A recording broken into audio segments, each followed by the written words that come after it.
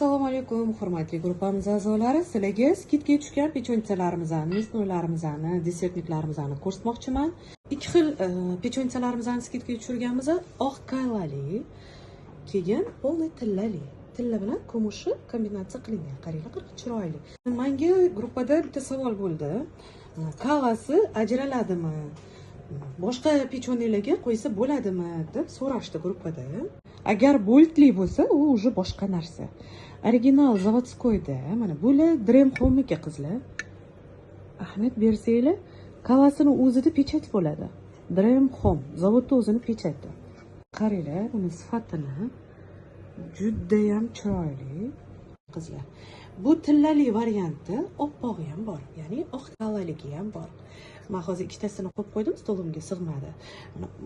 Tillali variantimizni ham bunaqa olti qirrali kattaginasi bor. Buni bemalol katta nonlarga ham ishlatsanglar bo'ladi. Xleb nasarchilar qilib yuborsanglar bo'ladi. Glubokiyroq, bu qizlar mana tekis ploskiy emas. Keyin tortlarimizni qo'yishga ham ishlatsanglar bo'ladi, tortlica qilib.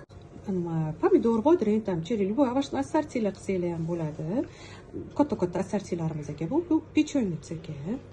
Mana desertlik, buni ham pishiruvlarga ishlatsanglar bo'ladi. Masalan, pirojnoylarimizni to'rtta kусок qo'yilsa, to'ldirib turadi, juda ham chiroyli turadi. Xo'p, narxlarini aytib ketaman.